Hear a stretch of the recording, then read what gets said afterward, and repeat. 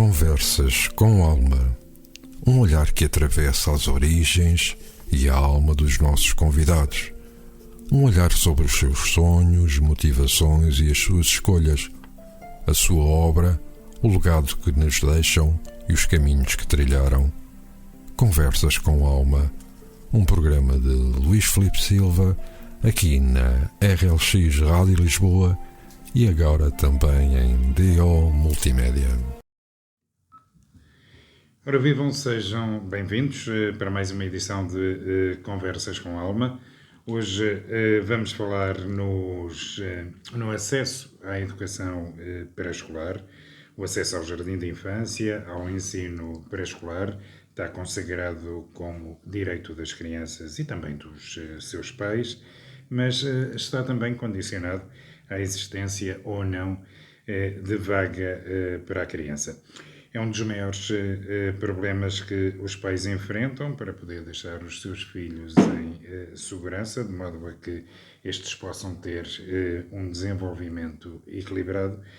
E uma das respostas no nosso concelho para esse acesso ao jardim de infância e, enfim, ao ensino pré-escolar é precisamente o Jardim Infantil Popular da Pontinha. Por isso mesmo vamos hoje estar à conversa com Fernando Ambrioso, que preside já pela segunda vez ao Jardim Infantil Popular da Pontinha, uma PSS que representa uma importante valência nesta freguesia do Concelho de Odivelas e que surgiu há 48 anos.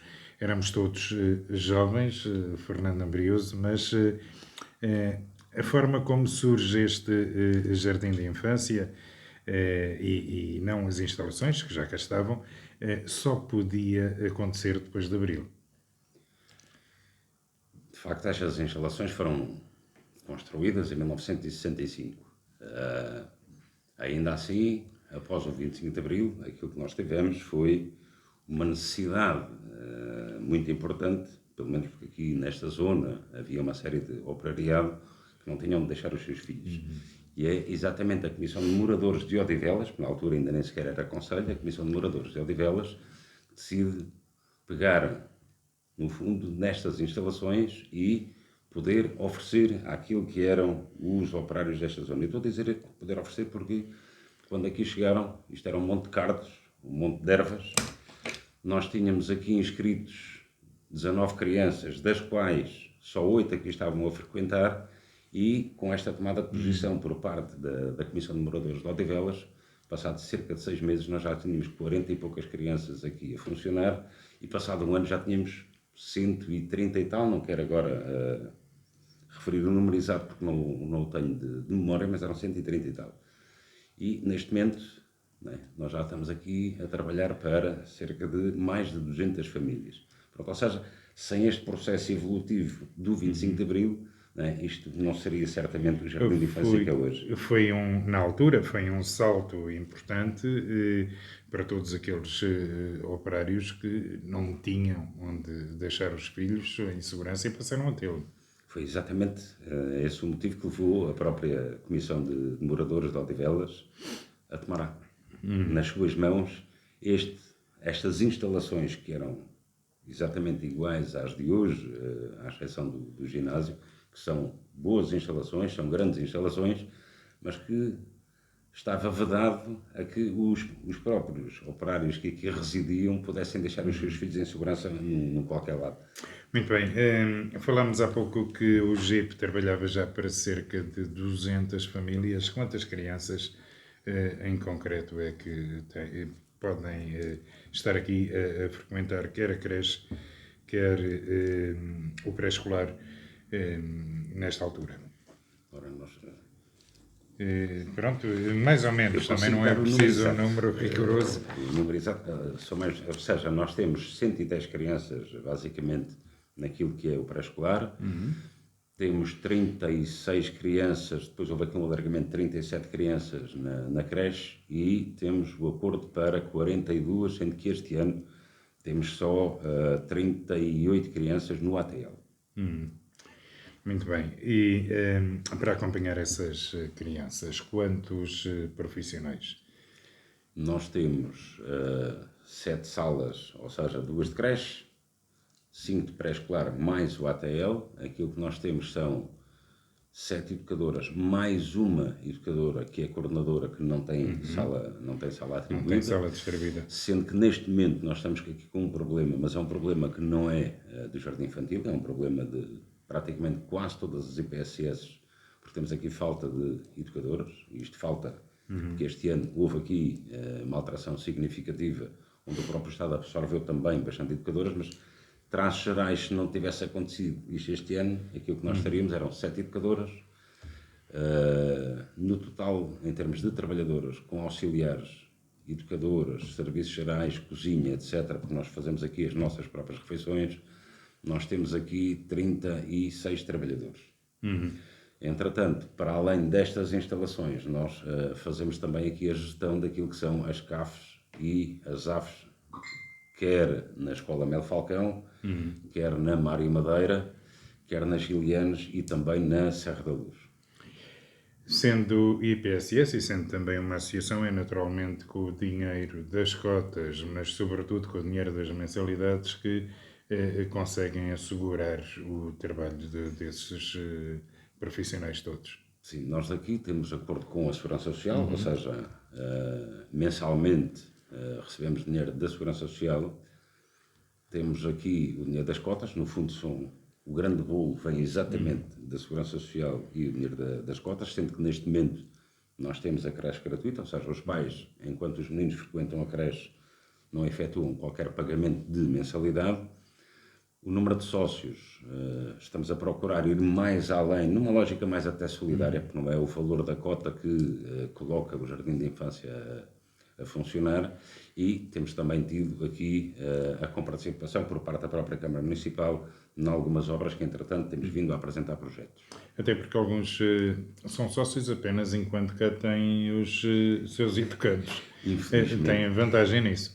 Infelizmente, esse é um dos problemas. Ou seja, neste tipo de instituição, enquanto os pais têm aqui as crianças, são sócios da instituição, depois, quando os meninos mudam para a escola primária, porque nós aqui não temos a escola primária, temos só até ao pré-escolar, aquilo que acontece é que, efetivamente, depois deixam de ser sócios e estamos a falar em 12 euros por mês, e era até importante que houvesse aqui uma dinamização e as pessoas continuarem a manter-se.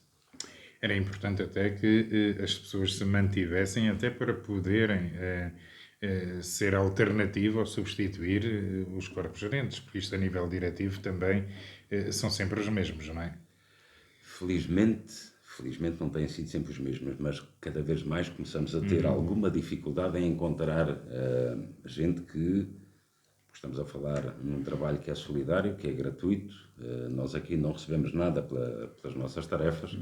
Cada vez vamos ter menos gente a participar e a dedicar-se a este tipo de associação. E essa é uma complicação, que nós vamos ter eleições brevemente, vamos ver se conseguimos ter aqui no fundo listas para poder concorrer ao Jardim de Infância, porque isto não é fácil, nós estarmos a trabalhar de forma gratuita e solidária. Muito bem. Não querendo entrar na parte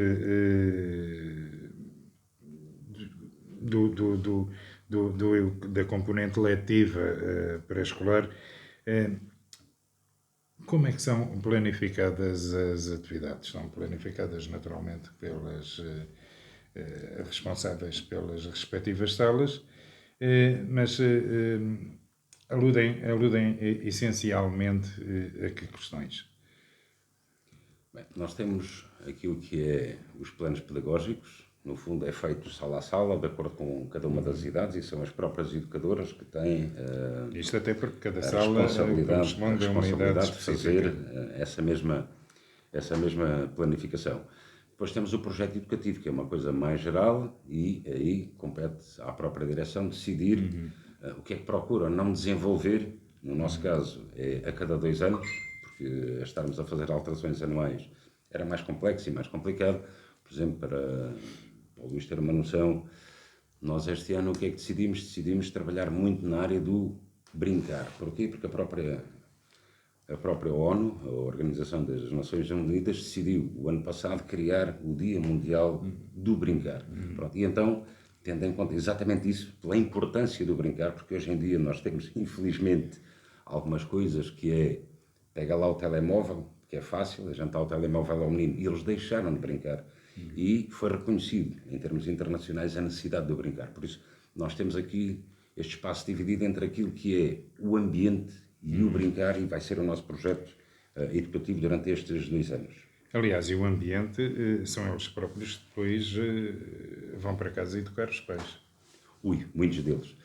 Nós tivemos até há bem pouco tempo um programa conjunto com a Câmara, que era exatamente a recolha seletiva. No nosso caso não tínhamos vidro, não temos vidro nas instalações, mas quer do papel, quer do plástico, e os mais pequeninos, praticamente, e permita-me a expressão, obrigavam os pais a trazer, não é, aquilo que são as garrafas de plástico, as rolhas, para poder trazer aqui para o jardim infantil. Pronto, e acabam por ser também eles próprios a educar os próprios pais ao nível daquilo que é a preservação do meio ambiente. E acabam por aprender a brincar.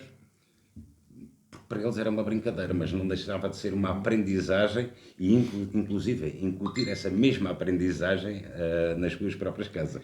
Provavelmente muitos deles ainda praticam essa reciclagem em casa por via daquilo que os filhos lhe ensinaram. Não tenho dúvida disso, porque, entretanto, alguns ainda continuam a trazer aquilo que são as garrafinhas do detergente, porque a mãe já acabou com o detergente e continua a querer trazer a garrafa do detergente vazia, exatamente para que a gente aqui consiga fazer a recolha. Muito bem. Falámos há pouco de associados, de mensalidades, de apoios municipais. Uma ferramenta importante no apoio que o município presta a estas associações é o PAMO. Do vosso ponto de vista, ele foi recentemente alterado, mas do vosso ponto de vista, o PAMO responde às vossas necessidades ou podia ir mais além do que aquilo que veio? Eu dividiria o PAMO em 2 áreas que para nós eram fundamentais. É claro que há sempre um problema aqui das verbas, tendo em conta aquilo que são as necessidades de cada uma das instituições.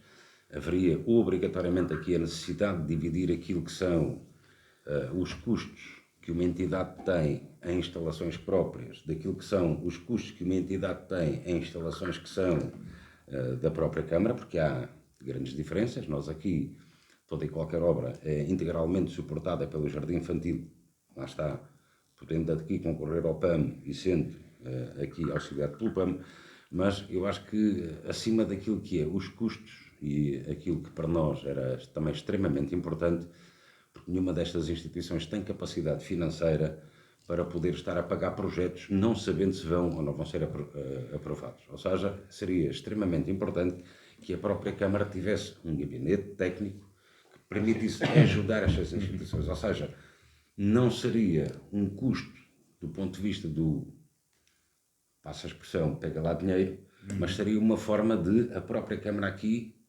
ela própria já ter conhecimento de tudo aquilo que é o projeto, tudo aquilo que são as ideias das instituições em termos de melhoria das instalações ou de alterações ou reformulações que pretendam fazer, e facilitaria as instituições, porque entretanto estariam a tratar diretamente com técnicos da própria Câmara, o que levaria aqui a uma maior aproximação e uma maior facilidade naquilo que é, como é que eu vou dizer, a conclusão e a aprovação desses mesmos projetos. Acho que era fundamental que aqui a própria Câmara criasse esse gabinete técnico de ajuda aqui às instituições, seja a IPSS, seja a clubes, etc. Acho que é uma das áreas que falta aqui na nossa Câmara Municipal de Odivelas.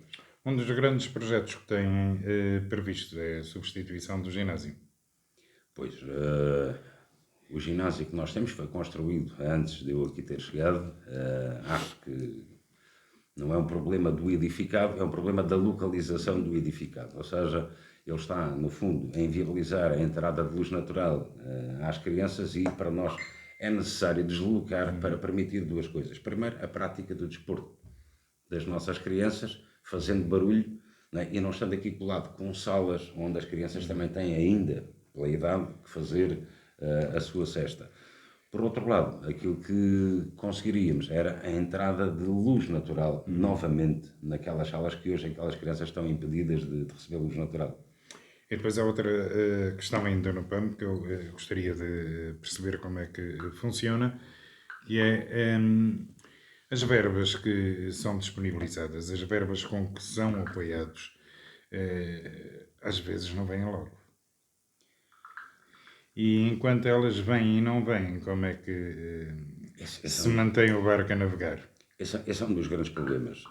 Nós temos aqui duas áreas diferentes do ponto de vista do apoio. Em primeiro lugar, o Instituto de Segurança Social não corresponde àquilo que são as necessidades destas instituições.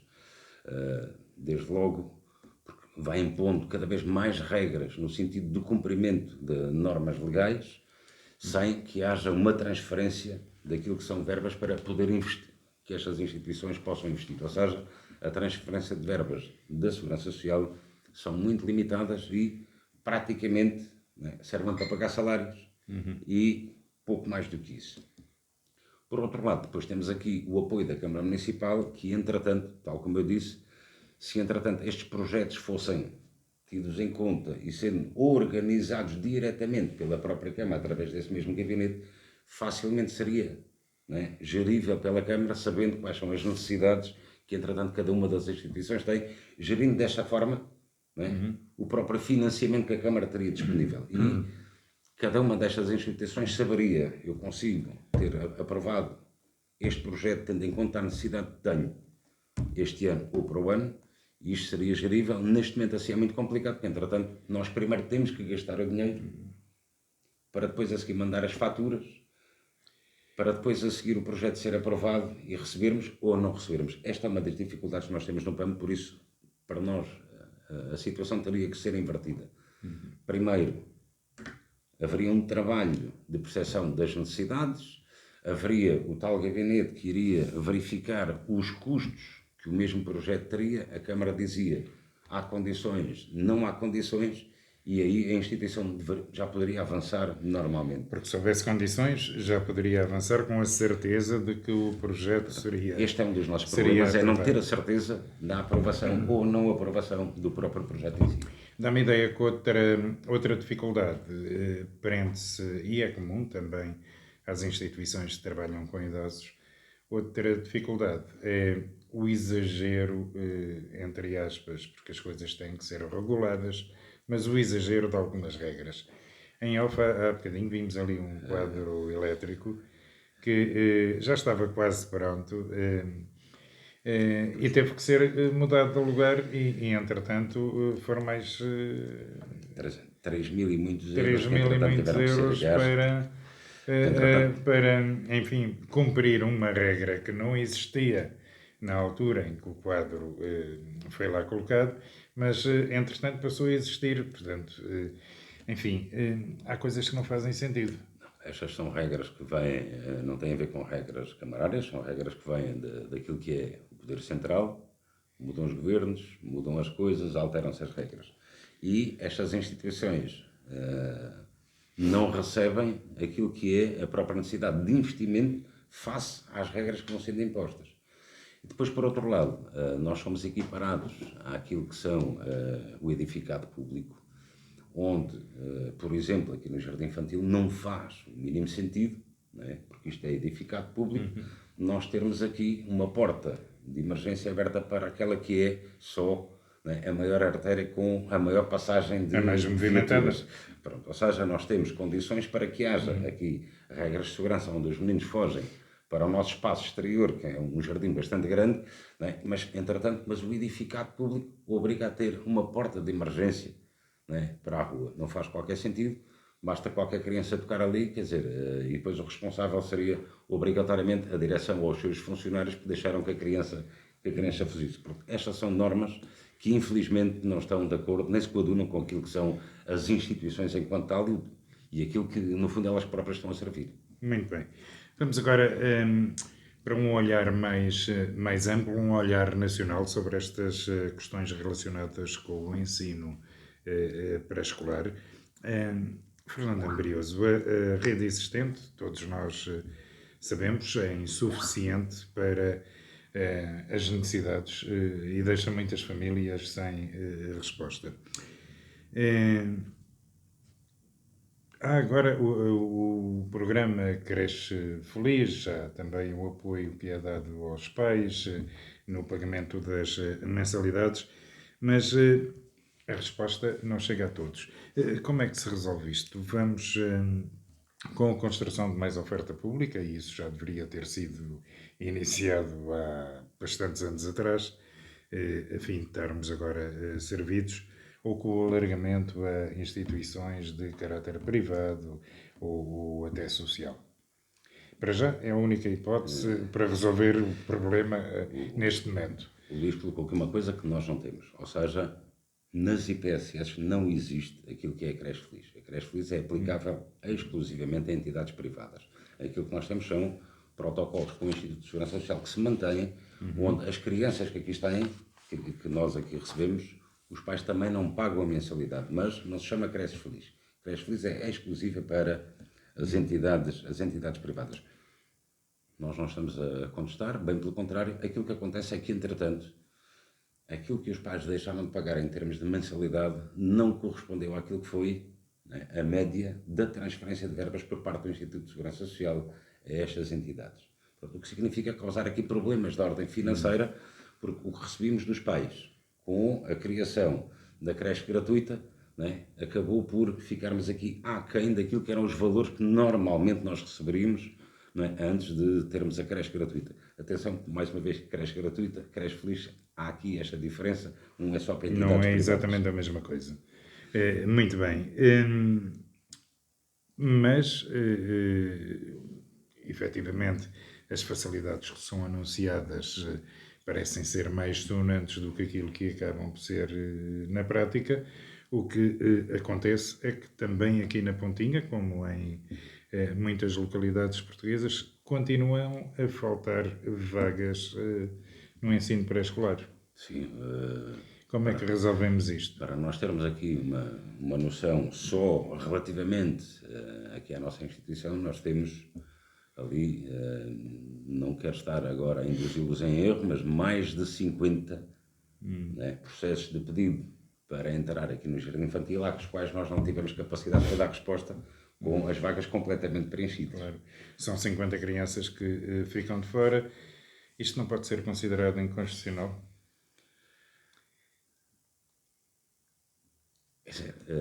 Enquanto instituição, para nós demos resposta, preenchemos a totalidade das vagas. O que é um facto é que temos ali 50 famílias, né, às quais nós não tivemos capacidade, não temos condições para absorver todas as crianças sobre as quais se inscreveram para poder frequentar aqui o jardim infantil. Agora, não temos nenhuma vaga em aberto com todas elas preenchidas.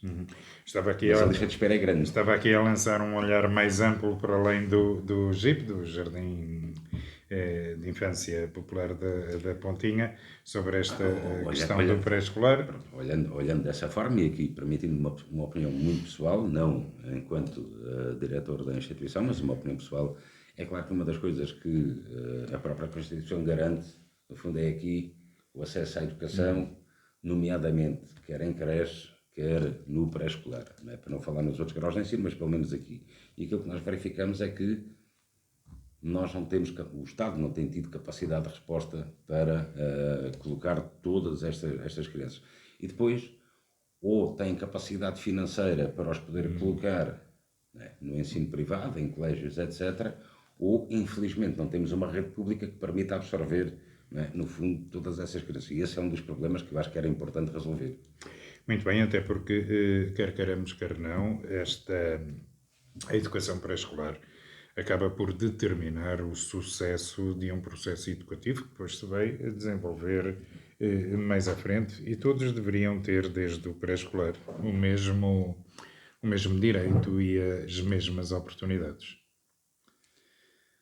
Há uma coisa que, por exemplo, neste momento, enquanto Presidente do Jardim Infantil, aquilo que me satisfaz, e apesar de ter chegado agora como Presidente do Jardim Infantil, e já cá ter estado em anteriores mandatos, ainda que noutra qualidade, é o facto de haver, por parte do próprio agrupamento de escolas, aqui da Brancamp Freire, reconhecerem que o nosso trabalho é extremamente importante, e quando as crianças saem da nossa instituição e vão para a escola primária, vão com algumas qualificações bastante positivas, contrariamente a outras crianças que não frequentam nenhuma instituição, ou que frequentam, inclusive, outras instituições que não a nossa. Isto para nós é positivo, ouvirmos por parte do agrupamento, né, esta valorização dos nossos meninos quando saem daqui e vão exatamente para a escola primária. Aliás, porque a educação é uma coisa contínua, eles próprios acabam por dar continuidade ao trabalho que aqui se inicia. Eu acho que isto também tem a ver exatamente com os projetos. E aquilo que nós aqui valorizamos é um pouco a necessidade da autonomia da criança, é um pouco a necessidade daqueles conceitos de solidariedade, de fraternidade, de partilha, porque às vezes não é só o 1 mais 1, não. O 1 mais 1 com tudo o resto acaba por dar aqui uma formação completamente diferente à criança. Quando sai daqui vai com qualificações completamente diferentes, né, que vai de outras instituições ou de outros colégios. Os pais colaboram nesses projetos ou é difícil a colaboração deles? Não tem sido fácil. Eu quando digo não tem sido fácil, porque toda a estrutura, também ao nível do próprio emprego, foi alterando, os horários de trabalho, etc., as coisas foram alterando.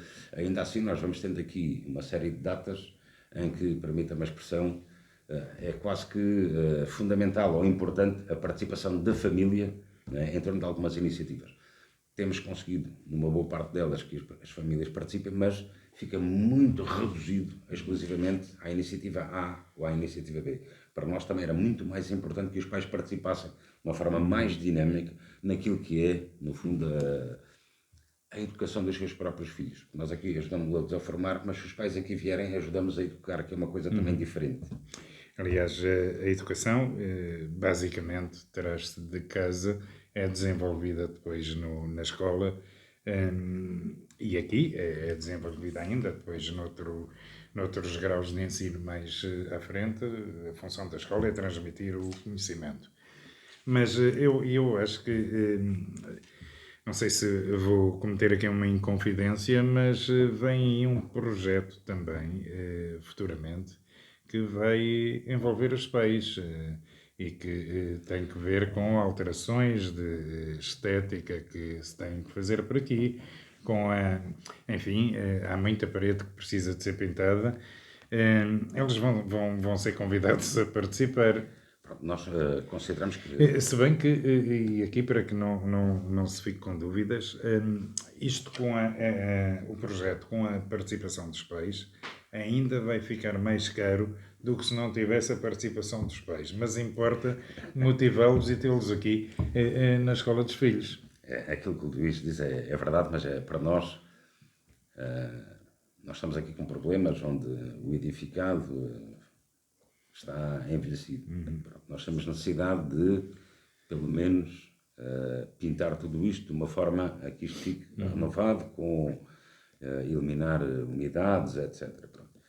E o objetivo é exatamente levar os pais a pintar estas instalações. É verdade, pois há o problema sempre aqui do financiamento. O tal projeto é aprovado, não é aprovado, que financiamento é que nós temos ou não temos, mas de qualquer das maneiras este é o objetivo, ver se até ao final do nosso mandato concluímos aquilo que nos comprometemos, e essa é uma delas, que é trazer os pais a pintar estas instalações. Ou seja, elas estão envelhecidas, claro que isto vai ser mais caro. Eu digo vai ser mais caro porque se eles participarem da forma como nós estamos à espera, serão uma série de pais a estar aqui, seria mais barato contratar uma empresa, até que não fazem lixo nenhum, os pais não sabem pintar, nem todos são pintores, vamos ter aqui, se calhar os são mais sujos, vamos ter que andar aqui a gastar mais dinheiro nas limpezas, vamos gastar algum dinheiro nas refeições que vamos oferecer aos pais, mas a ideia, neste momento, nós não estamos a olhar só a custos, estamos a olhar exatamente à necessidade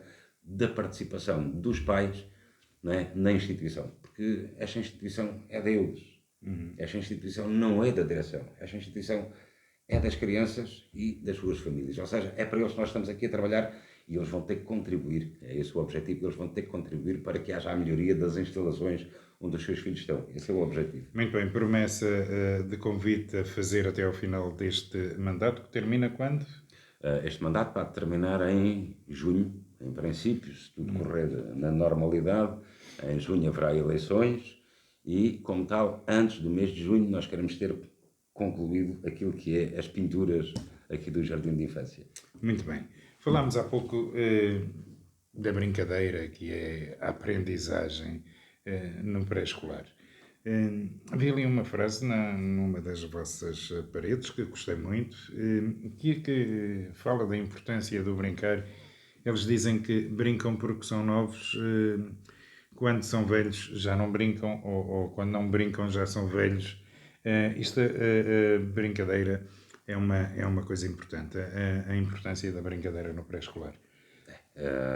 Eu acho que é fundamental que as crianças retomem a necessidade e aprendam novamente a brincar. Ou seja, por norma, e aquilo nas reuniões de pais, que nós temos sempre reuniões de pais com alguma, não com a frequência que desejaríamos, tendo em conta também os próprios horários, mas é uma das ideias que nós procuramos transmitir aos pais é exatamente a necessidade deles irem brincando também com os seus filhos, da mesma forma que nós queremos fazer aqui. Porque normalmente o que é que nós hoje fazemos? Pega lá o telemóvel, o garoto está entretido com o telemóvel, não chateia o pai, ambos estão contentes, pois, mas perde-se aquilo que são, né, a aprendizagem. E por norma aprende-se muito a brincar. E nós aqui, aquilo que procuramos fazer é exatamente, né, e já ainda há pouco referi isso, né, não é por acaso que a própria ONU, né, aprovou como o dia 13 de junho, se não me falha a memória, como o Dia Mundial da Brincadeira. Pronto, ou seja, porque é mesmo importante que as crianças retomem a necessidade da brincadeira. E este é o objetivo. Ou seja, nós também passarmos aqui a mensagem às famílias. Nós sabemos que não é fácil quando a mãe está ou o pai está na cozinha e depois o menino está a chatear, pois, mas ele vai aprender também se estiver junto do pai ou da mãe quando o pai ou a mãe está a cozinhar, porque vai ver, vai interagir com ele. Há coisas que ele está sempre a aprender. Se ele estiver meramente a jogar, né, a PlayStation ou com o telemóvel, não acabará por aprender aquilo que no fundo é necessário para a sua própria vida futura também. E nas reuniões de pais, eles também se distraem com o telemóvel? Felizmente, quando nós estamos nas reuniões de pais, eles por norma não. Mas já agora era um sinal de alerta. Uma lógica de interação aqui que nós já lançámos na própria junta de freguesia e já lançámos uma das entidades, uma das associações aqui que trabalha com idosos, é um projeto que nós queremos lançar e ainda não tivemos uma resposta positiva, ou seja, é o talvez, mas não tivemos uma resposta positiva, que é o Eu Conto. O que é o Eu Conto? É visto em duas lógicas. É a possibilidade de nós termos um idoso que aqui venha de 15 em 15 dias contar uma história. E contar uma história não é só ler um livro. Pode vir contar aquilo que é uma história de vida. E aquilo que nós temos hoje em dia também, muitas das vezes são reformados completamente, permita-me a expressão, quase que abandonados, sem nada para fazer. Ora, então aqui a lógica, e esta estamos a desenvolver, que é o Eu Conto. E o Eu Conto, porque apesar de nós estarmos mais velhos, não deixamos de contar. E aliás, e a ligação entre idosos e crianças de idade do pré-escolar é importantíssima. Eles, para além de conseguirem acompanhar-se uns aos outros, acabam por uns crescer com a experiência alheia e outros conseguir transmitir essas experiências a título de exemplos, por exemplo. Uma própria história de vida para as crianças. Isso tem imensos não deixa de caminhos para andar.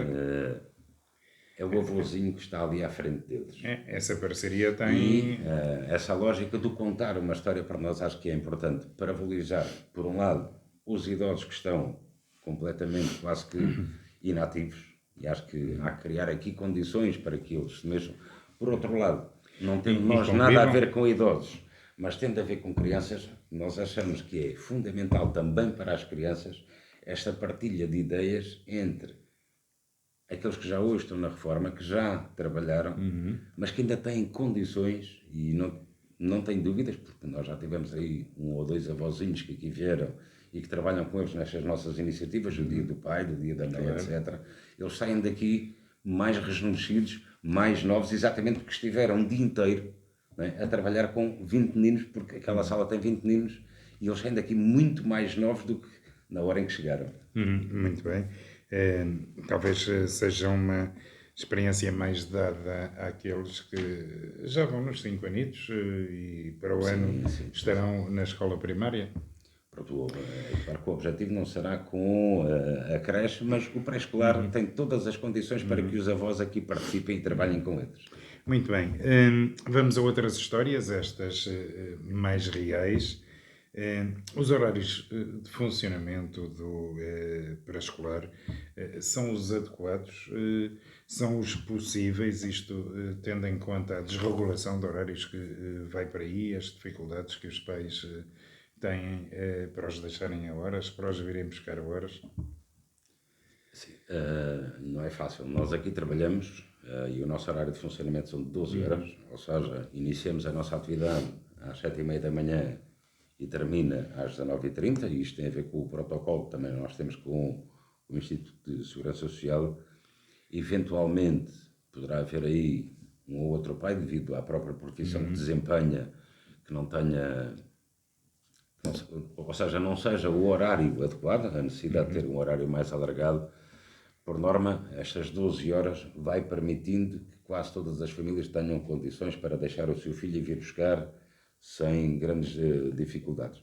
Lá está, mais uma vez, em algumas profissões, quem trabalha na área da segurança, quem trabalha na área da saúde, etc., aí pode ser mais complicado o problema dos horários. Mas pronto, em termos essenciais, é o protocolo que nós temos com o Instituto de Segurança Social, que é termos isto aberto durante 12 horas. Mas agora vamos ver o outro lado, o reverso da medalha, porque para ter um horário alargado terão que ter mais funcionários do que os que teriam se o horário não fosse tão alargado. Ora, isto é, digamos, suportável pela Segurança Social, eles, enfim, observam essas dificuldades. Há exatamente um subsídio para suportar o alargamento do horário. Se me perguntar se esse subsídio suporta aquilo que é o vencimento dos trabalhadores que aqui têm que ficar para garantir a abertura em 12 horas, não suporta. Mas há um complemento exatamente para nós podermos ter esse alargamento horário. Claro, infelizmente ele não comporta o pagamento da totalidade, a não ser que ficássemos só com um trabalhador com não sei quantas criancinhas, mas nós aqui procuramos não ter um único trabalhador com não sei quantas criancinhas. E claro, aquele suplemento que é dado pelo Instituto de Segurança Social não chega para esse alargamento. E numa visão mais abrangente, para além do GIP, como é que estamos a nível nacional com os horários? Pois, aí não consigo ir mais além. Sei que uma boa parte daquilo que são as IPSS procuram ter este horário alargado das 12 horas. Sei que há algumas instituições, muito poucas, que têm horários ainda mais alargados, mas isso trabalham mais próximo de unidades hospitalares, etc. E aí há alguma diferenciação. Mas eu pessoalmente não conheço essa realidade. Muito bem. Quando é preciso levá-los a passear, há que pedir um autocarro à Câmara. Isto, primeiro que tudo, há que definir o destino do passeio. Depois há que pedir um autocarro à Câmara, há que vir buscar o comer aqui à cozinha, para depois eles poderem comer, se a visita ocupar a hora de almoço. Enfim, é um sem número de dores de cabeça que cada visita representa. Esse é um dos problemas que nós temos, ou seja, de acordo com o próprio PAM, cada uma das instituições tem direito a um transporte anual. Ora, um transporte anual significa que os meninos acabam por não sair. Só passeiam uma vez. Só uma vez. Pronto. A gestão disto também não é fácil, a Câmara também não tem, eventualmente, o número de autocarros necessários e depois o problema também está nas verbas ou não verbas. Pronto, aquilo que nós temos é muito difícil nós obtermos o transporte, porque por norma não temos condições desse tipo de cedência de transporte para aquilo que são as nossas iniciativas nas nossas datas. Depois tivemos um outro problema que foi o aluguer do transporte disparou para quase o triplo daquilo que era o aluguer normal, né? Antes da pandemia, depois vieram as guerras, mas qualquer coisa vai servindo para aumentar aquilo que são os custos. Neste momento, alugar um autocarro, nós estamos a ver a possibilidade da ida à praia agora para 2025. As próprias empresas, e nós já solicitamos aqui orçamentos, ainda não nos mandaram, porque dizem que só a partir de janeiro é que terão capacidade para fazer contas. E esse é um dos problemas que estas instituições têm, até porque nós estamos aqui a apoiar as nossas famílias, são da classe média e baixa, e os custos com transportes são elevadíssimos. E este é um dos problemas que nós aqui temos de como é que vamos... Porque o problema às vezes não está no custo da iniciativa, está no transporte. E o custo mais elevado numa iniciativa é exatamente o transporte, é que nos limita, às vezes, algumas das atividades que gostaríamos de fazer. E até porque a questão do transporte de crianças também tem regras e regras, enfim, nem... mais apertadas e nem todos têm a capacidade para as cumprir. Consegue-se perceber quais são as preferências deles no que diz respeito a passeios? Desculpa, não. Consegue-se perceber as preferências dos miúdos no que diz respeito a passeios? A praia será naturalmente um bom programa. Mais que os miúdos, quem quer a praia são os pais. Pronto. Pelas mais diversas razões, são os pais que querem que nós aqui levemos os meninos à praia. Há uma regra que nós aqui colocamos, assim que aqui chegámos, que foi ou vão todos ou não vai ninguém. Ou seja, não pode ser por limitações financeiras que alguns meninos ficavam e outros iam à praia. Essa é uma das regras que nós aqui aplicamos, o que tornou as coisas mais difíceis no que diz respeito à ida à praia, porque lá está, uma semana a alugar autocarros a 1.400 euros não é fácil, né? Porque terão que ser as famílias a suportar esse custo do transporte, porque é impossível a instituição conseguir garantir esse transporte, porque não temos mesmo condições. Mesmo para os passeios, quando aqui fazemos, estamos a falar nos mais pequeninos, obrigatoriamente sempre em autocarros alugados. E neste momento está muito caro. Os mais crescidinhos, estamos a lançar a ideia, e já este ano já colocámos aos pais, e já o ano passado tínhamos colocado aos pais, a possibilidade de eles também tirarem o passe, tendo em conta que não há custos no transporte e a possibilidade de nós mais frequentemente, não é para grandes viagens, mas em zonas aqui de maior proximidade, para poderem visitar aqui algum museu ou algo com algum interesse, de acordo com a própria idade que cada um tem, esta pode ser uma possibilidade a desenvolver. Vamos ver se os pais também não estão de acordo, porque muitas das vezes também querem que o menino vá de autocarro, mas depois também não têm capacidade financeira para suportar esse mesmo custo. Pronto, e os custos têm que ser assumidos naturalmente.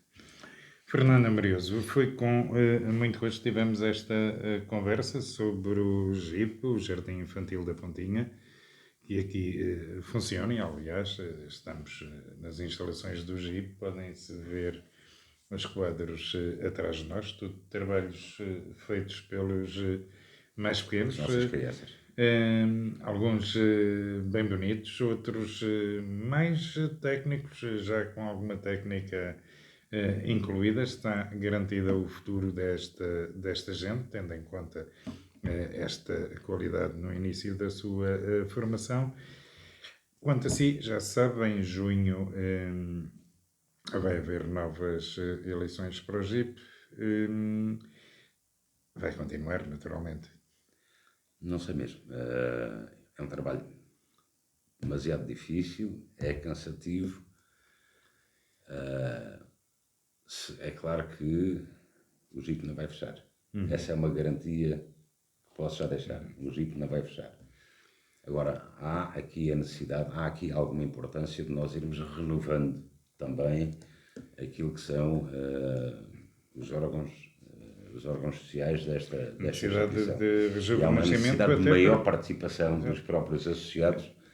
Não é? Até porque isto dividido por todos, ou por muitos, custa menos do que se for acumulado em poucos. Pronto, mas a grande importância, aquilo que nós temos vindo aqui a colocar, independentemente de se me irei ou não candidatar, é exatamente a necessidade de haver mais gente a participar naquilo que são os órgãos sociais desta direção e a necessidade do contributo de cada um, porque nós estamos aqui a trabalhar exatamente para as crianças e terá que haver aqui alguma disponibilidade de quem aqui tem os seus filhos para criar melhores condições para que eles saiam daqui com uma formação completamente diferente.